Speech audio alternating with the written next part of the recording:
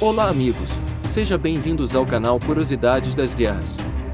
Hoje falaremos sobre Max Wolff Filho, um dos grandes heróis brasileiros que marcaram a Segunda Guerra Mundial, por seu espírito de bravura e coragem. Porém antes, não deixe de se inscrever em nosso canal, curta, comente e compartilhe nossos vídeos. A sua participação nos ajuda na criação de novos conteúdos. Seja nosso apoiador. Com qualquer valor você contribui para o crescimento do canal para pesquisas e criações de novos conteúdos de qualidade a você. Basta ler com sua câmera do celular o QR Code aqui na tela e contribuir. É rápido e seguro. A Segunda Guerra Mundial foi marcada por um período sombrio na história da humanidade, que jamais devemos esquecer. Assim como todo conflito armado na história, ela vem acompanhado de vários fatos ocorridos nesse período. E hoje aqui no canal lembraremos de Max Wolff Filho, um sargento da FEB, herói brasileiro que combateu não só os alemães na Segunda Guerra Mundial, como sua história remonta com antecipação sua participação efetiva nos conflitos internos no Brasil, como Revolução de 1930, e revoltas armadas nesse período aqui no Brasil. Max Wolff Filho nasceu em Rio Negro, no Paraná, em 1911, filho de pai austríaco. Ajudava desde cedo sua família no campo em colheitas e torragem de café, em um pequeno engenho, chefiado pelo seu pai, Max Wolff, e sua mãe Teovina Pacheco Wolff. Era o quinto filho da família Wolff, com 3 irmãs e um irmão caçula. Sendo ele por um tempo o único irmão em meio às 3 irmãs da família, recebeu o apelido de Bruder, derivado do alemão, Bruder, que significa irmão. Já na sua adolescência, aos 16 anos, sua família se mudou para São Mateus do Sul, onde passou a trabalhar como escriturário, em uma companhia de navegação no Rio Iguaçu, e ajudava também os estivadores a ensacarem e carregarem os pequenos navios com produtos de erva mate. Após um período na cidade, a família se mudaria mais uma vez, agora para a cidade de Curitiba, em busca de novas oportunidades, já que sua mãe na época abriria um restaurante voltado para trabalhadores de industriais locais. Já em Curitiba aos 18 anos Max Wolff Filho se alistou no exército e ingressou no 15º Batalhão de Caçadores no início dos anos 30. Nesse período após completar seu treinamento básico, Max Wolff Filho já enfrentaria sua primeira prova de fogo, pois nesse período em 1930, as eleições presidenciais no Brasil haviam dado vitória ao paulistano Júlio Prestes, esse que havia rompido parceria e poderes com Minas Gerais na velha República. Sendo assim, Minas Gerais deu total apoio ao Getúlio Vargas, ao qual desencadeou um movimento revolucionário em todo o país para impedir a posse de Júlio Prestes. O governador do Paraná na época perdeu o apoio dos militares paranaenses, e em seu lugar assumiu o general da reserva, Mário Torinho, que destacou total apoio militar a Getúlio Vargas. Sendo assim, Max Wolff Filho fez parte da chamada Revolução de 1930, revolução ao qual nomeou Getúlio Vargas à presidência do país em 3 de novembro de 1930. Wolff no ano seguinte, foi promovido a cabo, ao qual foi transferido para a capital do Brasil que nessa época era ainda o Rio de Janeiro. Ingressou na 1ª Companhia do 3º Regimento de Infantaria da capital. Em 1932 assumiria o comando do 3º Regimento, o capitão Euclides Zenóbio da Costa, ao qual Wolff mais tarde teria uma grande amizade, o que o destacaria em sua posição. Já em 1932, na Revolta Constitucionalista de São Paulo, as forças federais do Rio de Janeiro ao qual Wolff integrava foram colocados à frente para conter a revolta. As forças federais sob o comando de Zenóbio fizeram contato com as forças paulistas em Itatiaia, assim forçando os paulistas a recuarem pela primeira vez. Posterior ao ocorrido, já no Vale do Paraíba, as forças federais cercaram a cidade de Cruzeiro, e em setembro do mesmo ano realizaram um ataque direto à cidade de Lorena. Nessa ação Max Wolff Filho foi ferido com um tiro de fuzil no ombro direito. Por seu destaque em combate Max Wolff Filho foi promovido a 3º sargento. Em 1939, Zenóbio foi encarregado de criar e treinar a Polícia Municipal do Distrito Federal, e consigo trouxe contingente de sua absoluta confiança, dos quais Max Wolff Filho era um dos selecionados. Wolff integrou na polícia como chefe de viatura, era instrutor de educação física e defesa pessoal, em sua especialidade jiu-jitsu, dando aulas em uma academia da Quinta da Boa Vista. Se casou em 1935, e em 1936 teve uma filha ao qual se tornou seu motivo de maior adoração e dedicação até o final de sua vida, sua única filha Hilda Wolff. Ainda na polícia, Wolff participaria em eventos militares que marcariam o Brasil, como a Intentona Comunista de 1935 e da Ação Integralista Brasileira em 1938. Com uma vida dedicada ao trabalho na polícia, Wolff no início dos anos 40, se separou tendo a guarda integral de Hilda, sua filha, ao qual dedicou todo o tempo livre à sua filha, ao qual a cuidava com dedicação devido a um problema de bronquite que ela possuía. Em meio à Segunda Guerra Mundial, Max Wolff Filho despertara sua vocação patriótica, ao qual buscava informações e notícias a respeito do conflito armado, e sabendo das notícias dos naufrágios dos navios brasileiros pelos alemães, surgiu em si uma profunda vontade de participar do conflito. Em 1943, foi formada a Força Expedicionária Brasileira, a chamada FEB, ao qual foi designada para seguir ao teatro militar europeu para combater os alemães.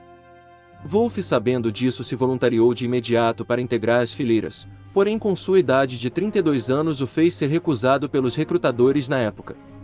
Com isso, Wolff descobriu que o então general Zenóbio havia sido nomeado comandante da infantaria da FEB. Wolff o contatou e pediu sua intervenção pessoal para que pudesse ingressar como voluntário, e assim o fez. Agora integrado às fileiras da FEB, matriculou sua filha no Colégio Internato Santos Anjos, para que pudesse seguir com seu destacamento para a guerra, deixando assim como tutoria um amigo policial. Embarcou para a Itália em 22 de setembro de 1944, e em 6 de outubro desembarcou em Nápoles, seguindo direto para campo de treinamento em Pisa, com o 11º Regimento sendo o último regimento a concluir os treinamentos básicos, antes de entrar diretamente em combate. Em 1º de dezembro de 1944 seguiu com seu regimento para a frente de Monte Castelo, sendo alocado na companhia do 1º Batalhão, no comando de Jaci Guimarães. Wolff, por ter idade avançada e experiência em combate real, foi designado a ser assessor do Major. No dia 12 de dezembro daquele ano, a FEB recebeu ordens para capturar a posição de Monte Castelo, ao qual se tornaria uma das principais conquistas da Força Expedicionária. Porém não tão fácil, ao custo de consideráveis baixas em tentativas quase que suicidas nessa posição. Um monte que cobria todo o vale, bem protegido pelas forças alemãs da Wehrmacht, uma unidade especial de elite, onde muitos desses soldados tinham experiências de combates em outras frentes do conflito. O monte dava visão total para a famosa Estrada 64, ao qual os alemães a vigiavam dia e noite, controlando qualquer comboio aliado que passassem por ela. Assim, para os aliados esse ponto se tornou estratégico e sua captura precisava ser imediata. Pela quarta vez a FEB tentou o avanço às 6 da manhã, chuva e baixa visibilidade devido a nevoeiros na região limitando a visão a 50 metros, sem apoio aéreo ou de artilharia, sob forte fogo inimigo causando diversas baixas nos soldados brasileiros que se amontoavam na subida do monte. Max Wolff Filho, entendendo o caos sob o fronte, se voluntariou para levar munição aos combatentes que tentavam o domínio naquela ação, e na volta trazia consigo feridos para atendimento médico no posto de comando. Na situação atual era evidente que a FEB naquele momento não conseguiria o objetivo, e o avanço foi cancelado às 15 horas daquele dia, deixando para trás vários soldados mortos na subida do monte. Zenóbio, sabendo da atitude e ação de Wolff, solicitou pessoalmente para que à noite ele retornasse à terra de ninguém no local da invasão, para resgatar o corpo do capitão João Tarcísio Bueno, comandante da 1ª Companhia, ao qual a informação desencontradas era que estava morto na ação no início da manhã e havia tomado um tiro de fuzil que atravessou seu peito. Wolff aceitou a missão e partiu com 2 padioleiros, mas não conseguiu encontrar o corpo do capitão, mas trazendo 2 soldados feridos na volta.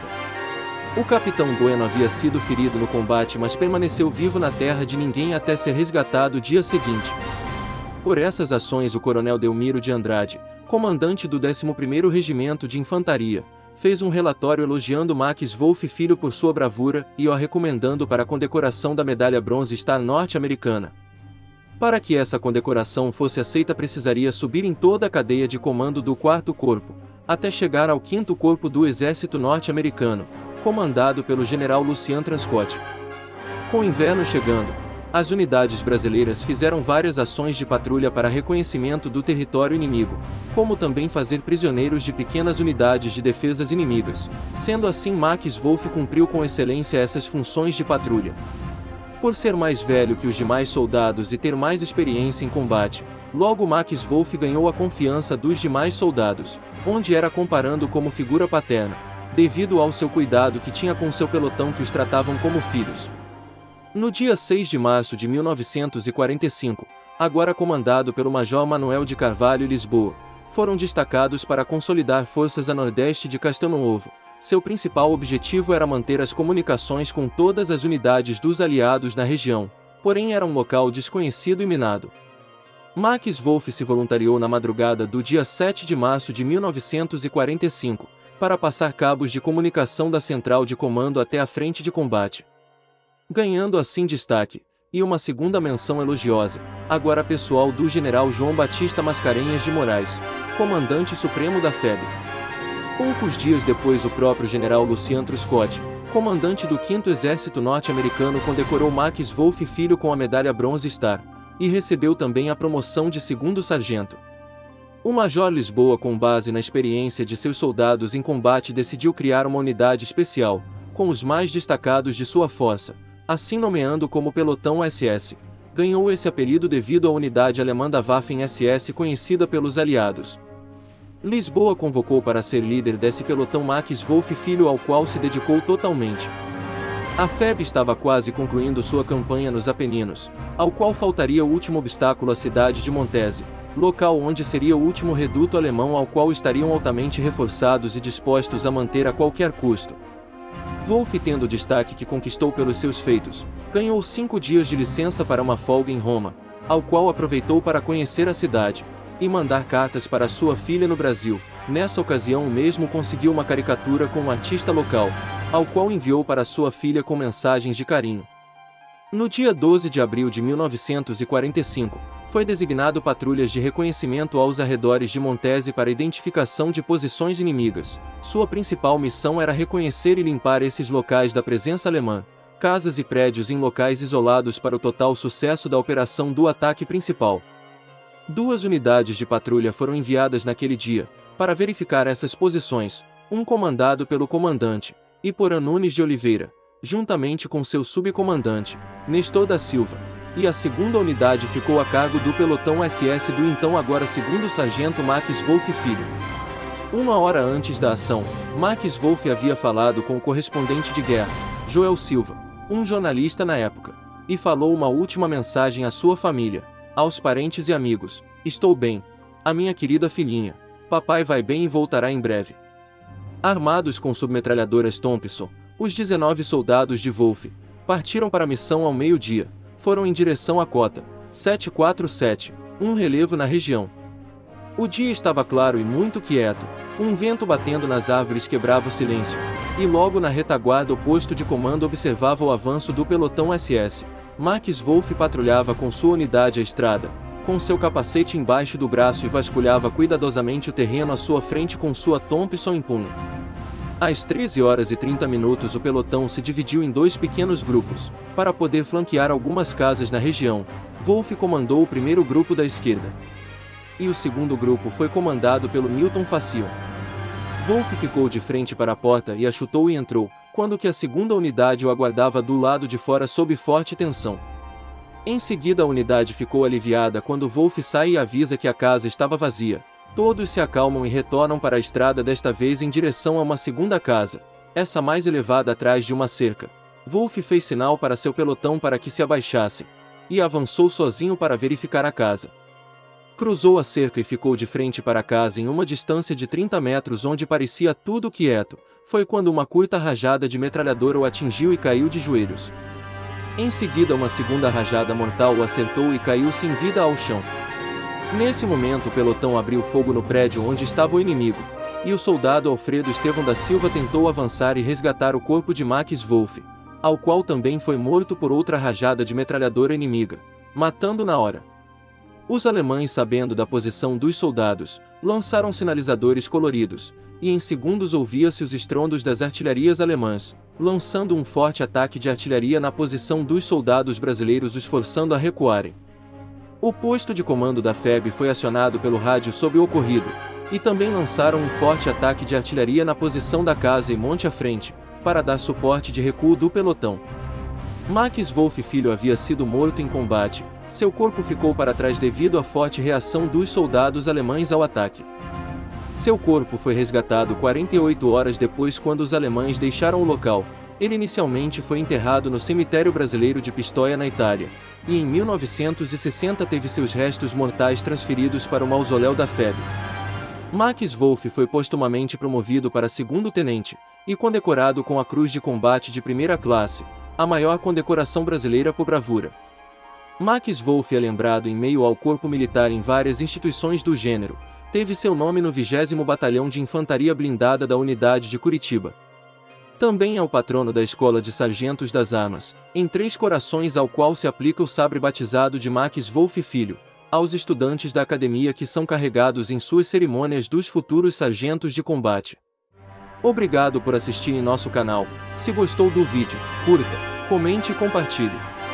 Não se esqueça de se inscrever e dar aquele apoio em nosso canal, e ative as notificações. Sua participação é importante para o nosso crescimento. Até o próximo vídeo aqui no Curiosidades das Guerras.